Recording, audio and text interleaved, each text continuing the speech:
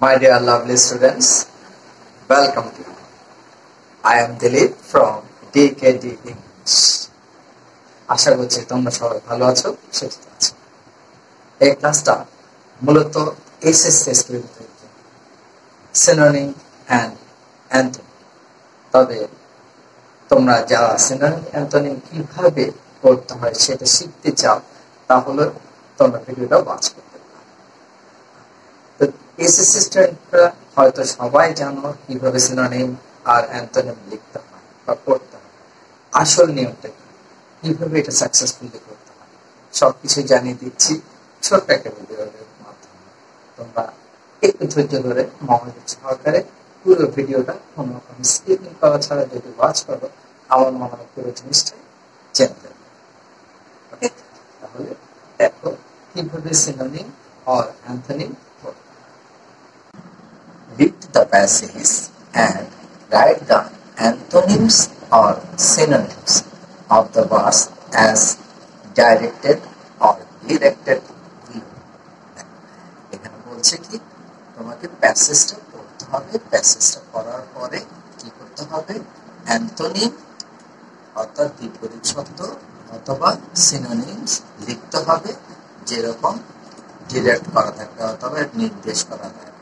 ঠিক আছে, ব্র্যাকেট অর্থাৎ প্যাসেজের নিচে দেওয়া থাকবে সেটা। সরি, দেখো এই প্যাসেজগুলো বা এই ধরনের কোয়েশ্চেনের যদি রাইট সলিউশন করতে হয়, তোমার যে জিনিসগুলো অবশ্যই জানতে হবে সেটা হচ্ছে ওয়ার্ডস মিনিং।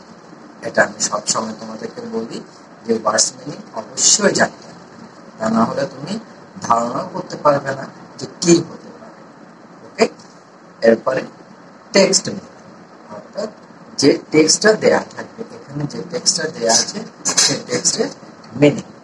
এরপরে সিনোনিম জানতে হবে এবং অ্যান্টোনিম জানতে হবে, তা না হলে তুমি এই প্যাসেজের আনসারটা করতে পারবে না। এই প্যাসেজটা দেখো এইচএসসি কুমিল্লা বোর্ড 2019 সালে এসেছে, সুতরাং এটা সবার জন্য ইম্পর্টেন্ট। ঠিক আছে, এখন দেখো এখানে কি বলা আছে, we should never call a student weak.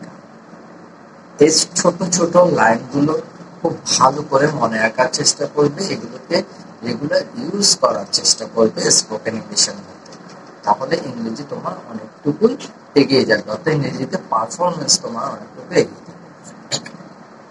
আমরা কখনো একজন ছাত্রকে দুর্বল বলা উচিত না, অর্থাৎ আমরা কখনো বলবো না যে ওই ছাত্রটা দুর্বল, তুমি দুর্বল, ওই দুর্বল, এই কথাটাও কখনো বলবো।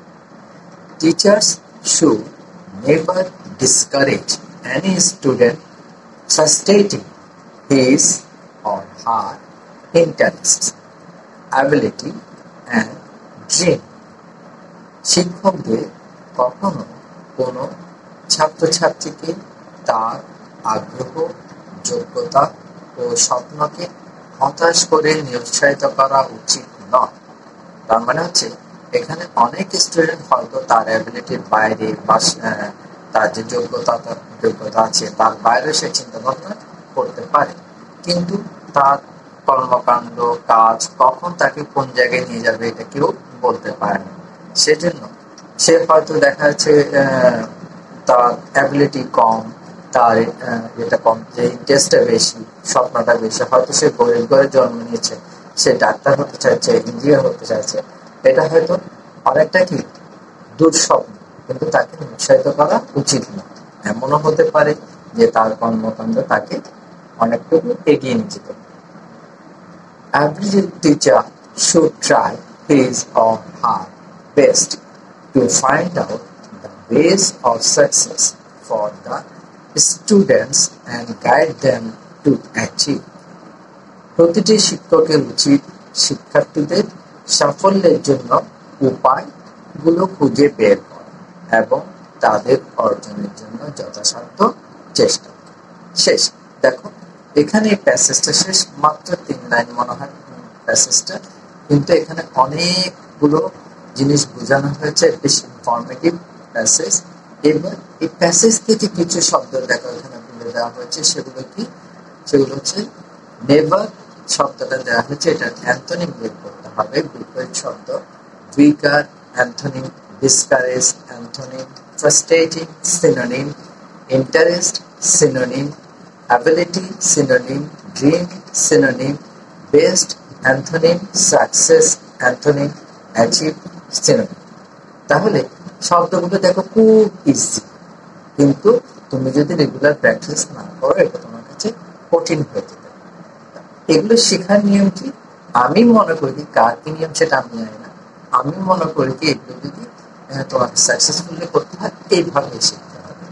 অর্থাৎ গিভেন ওয়ার্ড গুলো একদিকে নিয়ে আসবে, তারপরে এগুলোর মিনিং খুঁজে বের করবে।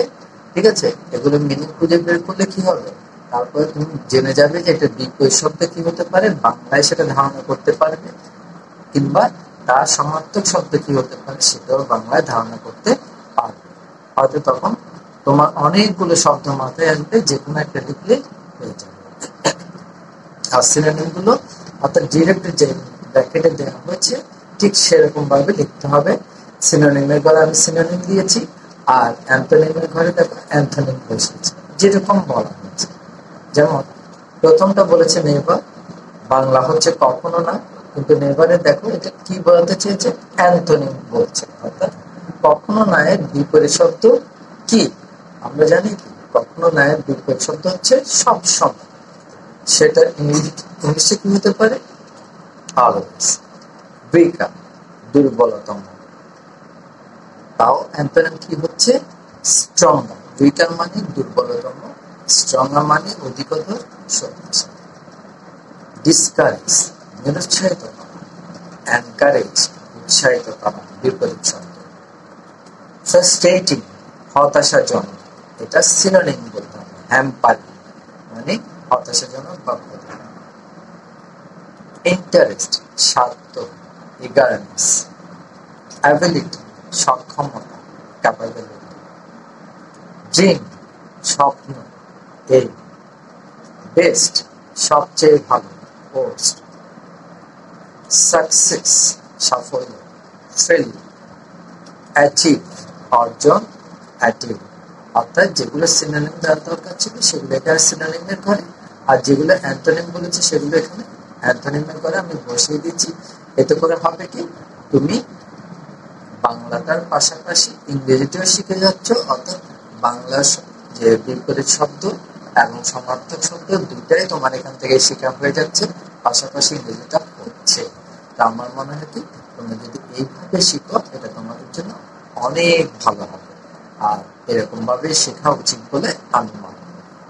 So thank you very much for watching that.